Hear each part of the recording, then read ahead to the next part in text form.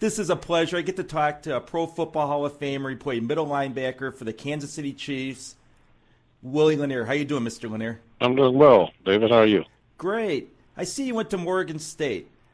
Were a lot of schools recruiting you back then, or was Morgan State your choice? Well, a lot of historically black colleges were recruiting at that time. The traditional major white colleges in the South were not recruiting blacks or African Americans at all.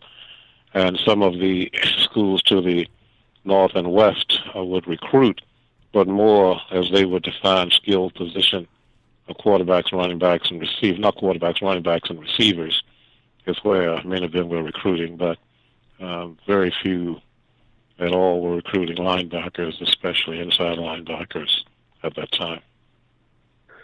So why did you choose Morgan State then? Well, I had interest from some of the other historical black colleges in the Virginia and Maryland area, and decided that I was going to go to Virginia State initially, but I felt it was too close to Richmond and too close into the Deep South, not as if though Maryland was a great distance away, but being a little bit further north was something I thought was important. So I reached out to the coach up there, and that's how I ended up going to school there. Did Eddie Robinson try to recruit you at Grambling? No, it wasn't as if though I was this very well-known great high school football player. My skills were developing and starting to present themselves, but my size also didn't start to flower until I finished my senior year of high school and was getting ready to go to college. So it wasn't as though I was this very, very well-known recruit across the country. And being at Morgan State, similarly, I would think it would be difficult to become well-known at your basic historically black college. Well, Morgan had a very good team at that time, and they were constantly winning and going to bowl games. So their teams, Leroy Kelly attended Morgan. He was there my first year. They had a number of players who would go to the pros. Raymond Chester's from Morgan. Myself, Mark Washington played with Dallas. There were a number of fellows, George Knox, Richard Fuqua with Pittsburgh. So a number of fellows whose skills happened to be showing themselves, and the school ended up playing in 3 bowl games that 4 years I was there. I had a 34-game winning streak, last 2 that I was there, the next 2 afterwards. So it had a lot going for it, and therefore its notoriety and notice was pronounced. When you got drafted by the Chiefs in '67, were any of the NFL teams after you then? No. I think the reality was that the position of middle linebacker was not being manned by African Americans, so it wasn't one that teams in the old, quote, American National Football League were interested in. The American Football League had become a haven of opportunity for players from historically black colleges, as well as a position that prior to that had not been played by full-time by someone who's African American. Coming into training camp, did Hank Stram make it clear that you would have the opportunity to play middle linebacker? Well, I was drafted for that position. Jim Lynch was the other second-round draft choice, and he was drafted for the position. They were looking to replace Sherrill Hedrick, who was a veteran middle linebacker, but he was aging and didn't have the very big physical stature. So it was clear that the opportunity and competition was going to be had, and not one that there would be a view toward any other position other than that one. So were you and Mr. Lynch both competing to be the middle linebacker, and one would be the outside linebacker, or were you? That first year, we were both competing to be the middle. Mm-hmm. And then whoever lost the competition would end up going on the outside with Bobby Bell on the other side? Well, it wasn't really defined at that time. It was one that we were both drafted as middle linebackers, which is what we played in college. And the competition was going to be that of playing for that position. And that's just the way it turned out. I ended up being injured the last 4 games of my rookie year. But I think Jim was playing but not starting at that time. So he ended up stepping into the middle the last few games of my rookie year. And then we sort of did it all again the next year, going at it as far as the position as I then was acknowledged as the starter, and then they shifted Jim to the outside. At any point, were you able to step back and say, I'm the first black middle linebacker in pro football? No, didn't quite have time. Games keep coming too fast. Performances are too required. You have a whole lot of work to do. So I think the reality obviously was already there. We knew the significance of that, but you are performance-based. You're trying to win games. You're trying to have others look to you for leadership. So you're trying to show that, yes, you can play, and anyone who was given opportunity, a clear opportunity, regardless where they were from, possibly could have played. But it was just good that it worked out in Kansas City. Did you have the support of your teammates, basically, or did they want to see Jim Lynch be the middle linebacker? I think the team coming off of having lost to Green Bay in the Super Bowl were interested in winning. And whichever one of us could help them win quickest was the one that they were going to probably react to. And as Jim and I became great friends, and I was in Kansas City only a week ago, and he and I had lunch together, and we've known each other for years and very close. He was a realist in that I was a more physical player than he was, so the odds of that position being viewed a little bit differently was probably not going to be in his favor anyway. How soon did you know that you had what it took to be successful in the AFL with the Chiefs? It was kind of interesting. It wasn't anything about getting to Kansas City and really playing the game with other players. I was 6'1", 245 pounds, and had very good quickness, upper body strength. So one of my college classmates was being recruited by the Washington Redskins, and he went over to the Redskins facility, and I went with him. They weren't recruiting me, they were recruiting him. And after we were leaving the field in the bowels of the stadium, I ended up meeting Sam Huff. And I saw Sam, I shook his hand, but he didn't realize who I was. I was a college student. But he was this reigning, well-known middle linebacker in pro football. So as I shook Sam's hand, and I told him the story, I looked at his height. He was no taller. I looked at his build. He was not as broad in the shoulders, didn't appear as physical as I thought I was.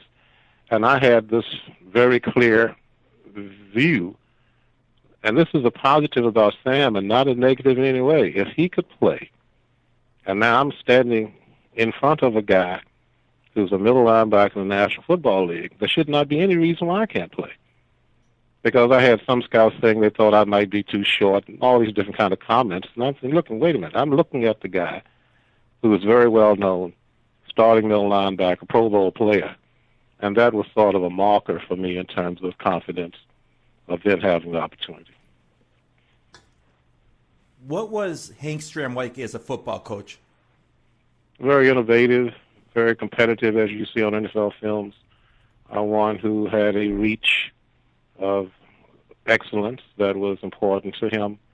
One who always strived for trying to create an environment that you could excel and hopefully show the talents that God had gifted you together. Is there one specific tackle that you made that stands out in your mind? No, not really. There's too many of those things. When you went back to this, when the Chiefs went back to the Super Bowl in Super Bowl IV, you were with the team. What was that like? Well, really, it was like another game, because the game was 1 week after the championship game, and all of the games had run 1 week after another. There was no gap of 2 weeks from the championship game to the Super Bowl. So it was another game that occurred in a round-robin elimination at the end of the season. We played the Jets in New York 2 weeks before, gone out to Oakland. The next week played them in the championship. The next week we were in New Orleans for the Super Bowl. So this thing had a very fast East Coast, West Coast, Gulf Coast run. And you found yourself constantly in preparation for the next game that had to be played in the spring, and the whole idea was to be the last one standing. So it moved very quickly, but I think with it moving quickly, it didn't give you a chance to try to focus on it it as being more than what it was.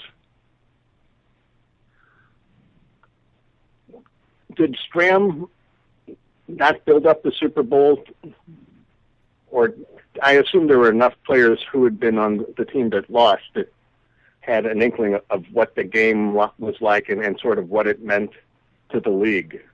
Well, I don't think we got into all of that. The reality was that the two teams that were there at that moment were the Kansas City Chiefs and Minnesota Vikings. For many of us who were not there for the first Super Bowl that they lost, it didn't really mean anything if they had lost it. We didn't feel it. We weren't there. We weren't a part of it.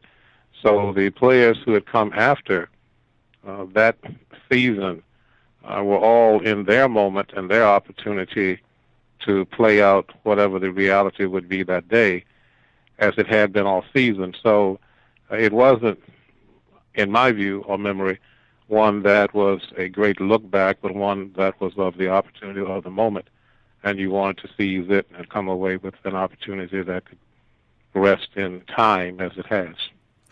When you beat the Jets in that divisional playoff game, a lot has been said about that goal line stand, that you were the reason that the Jets didn't score. Did you give that great of a pep talk?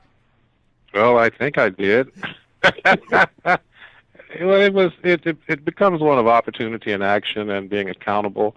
And I think in saying those words that quickly, you could see that the team, because it was an interference penalty on Emmett Thomas, who's now coaching with the Chiefs, and it's in the end zone, so then they have first and goal at the 1. So you realize you're trying to get the guys to lift their heads, not feel in being a concession, and try to get them to perform at a little bit higher level. But in doing that, I realized very quickly that words without action don't mean anything. So my thought was that the Jets were going to have to go on a shorter count because their risk of being offside or in motion is a 500% penalty. They go from the 1 to the 5. But if I'm offside, they only go to the half-yard line. So that's 50%. So the odds are completely on my favor, even if I'm offside. So I decided that whatever play, if Joe didn't go on the first count, he had to go on second. So all I would do is turn sideways and step in between the guard and the center and try to disrupt. And that's what happened. So then after that occurred, then everyone else was more livid and viewed the opportunity as being more clear. And then everybody really came to life, and we were able to stop them, and that made a difference in the game. At what point did you earn the nickname Contact? Jerry Mays started calling me that the first year I came to Kansas City because I was improperly tackling people, and I'll say it like that, with the crown of your head and trying to crush people. So after that, that next year, Honey Bear became the name because it became one of wrapping people up, and I put that contact thing to rest because I wouldn't have survived 3 years in the league if I continued to try to play like that. I wish the players of today would follow your lead and quit using the head, but a lot of them use that head helmet as a weapon. Well, I'm on this player safety panel, and we talk about that a lot, and I'm able to offer some of my own view about that. So we continue to try to get the individual to understand any blow to the head that you don't have to take, you shouldn't take it. So that becomes a continuing effort that goes on each year. Who was the best running back you ever played against? I don't really have a view of that. I played against some of the peers, Simpson and Payton, and were the two that I think of the most, but not one, because the skills requirements are different. Zonga was the most powerful in this style of play. How did you feel when you found out you were going into the Pro Football Hall of Fame? Well, it's a hard to describe feeling of a recognition that you don't, or I didn't, play each game or each season with a long-term view of the Pro Football Hall of Fame. You were near-term and trying to win the game, trying to win a division title, trying to win or get into the playoffs. If you were fortunate, play well enough to get to the Pro Bowl from an individual standpoint. But the Hall of Fame was not something that ever entered my mind during the time I was playing. I was not playing for that. I was playing for all these other purposes. So once the call came to Richmond, and the recognition. It was in my third year of eligibility. It's a overwhelming thank you, God, because you had been granted the opportunity to play long enough, because you need longevity with a quality team that had some success and very few injuries, because you have to have that again with longevity, and it's there. So it's a very momentous moment, but one that you never forget because of the clarity of it. If the Chiefs hadn't traded you away, do you think you would have kept playing? Say what? If the Chiefs hadn't traded you to Baltimore? Well, that was my decision toward the end of the year of career, because I had moved to the East Coast and had started working with a tobacco company. I was trying to leave the game 2 years before that. So that was not really anything on their end. That all came on my hand because I was in between the thought of whether I would play or not play. So with my having moved and my not being sure whether I would continue again is the only reason that whole Baltimore thing worked out. So that was nothing on their hand. That was my question, and my heart was not in it, so I decided not to go forward. But again, it had nothing to do with Kansas City. What was your favorite moment in your career? That takes a lot of thought. Favorite moment. Wait a minute. I'm trying to go back and figure where the heck would that fit. Favorite moment. I don't say in life anymore, because when I say in life, people say usually meeting their wife or having their kids. Oh, I understand. That's why I'm taking this time with this favorite moment in the game. The one I just think of, which had nothing to do with winning a game, but it was the essence of the game. The Chiefs opened Arrowhead Stadium in 1972. The Baltimore Colts was, I think, the first preseason game to be played at Arrowhead Stadium. I knew the Colt players because they were in Baltimore. Some of them would come by Morgan to talk to us about expectations, if you were to make it to the pros. Sometimes they would just come by to watch games. So I knew many of them, the black guys, Tony Lark, Willie Richardson, Jim Parker, Tom Maddie, Unitas. We knew them. So that was a game that NFL had me wired for sound in that game, and it was a swing pass from Unitas to Tom Maddie over the middle. And he came over the middle. He reached up for the ball, and I hit him with a tremendous tackle in his ribs. I know him, and I'm not trying to hurt him. I'm trying to make a great play, which I thought I did. He hit the ground on his back. I'm on top of him, and he says, "I caught the ball." And I'm saying, "No, you didn't," because I felt I hit him with this great tackle. And then he shows me the ball, and you can hear me laughing. I'm mentioning that because in trying to figure out how to answer that question, the game is one that should be played for the joy of the game. And it has nothing to do with anger. It has nothing to do with harm. It has to do with the quality and the joy of the contest. So if individuals play it that way, they come away from it with a different view, and I think a different approach to the way the game should be played. It sounds like you enjoyed playing the game. Most of the time, as long as I could stay away from coaches who had a different view, and many did, unfortunately, and that would create conflicts at times because, as I'm saying, the game should be played for joy and not anger. But you have a lot of people who don't quite grasp that, so they can have its own conflicts. No, you're absolutely right. When I went to the Hall of Fame last year for the first time for the inductions, I saw you in the hall the Friday before the inductions, and you were sitting there talking with Bob Sinclair's daughter, and these Hall of Famers who were there that night all seemed to enjoy being around each other. They realized that, listen, we're all friends, we all compete against each other, but there's more to life than football. Yes, and there's more to life even when the game is played. When the game is over, it's over. It's a game. And I heard, not unfortunately, I heard Urban Meyer, new coach at Ohio State, making a comment last year that he liked his players to be angry when they played. And I thought, that's an odd view of the game. But my view is somewhat different.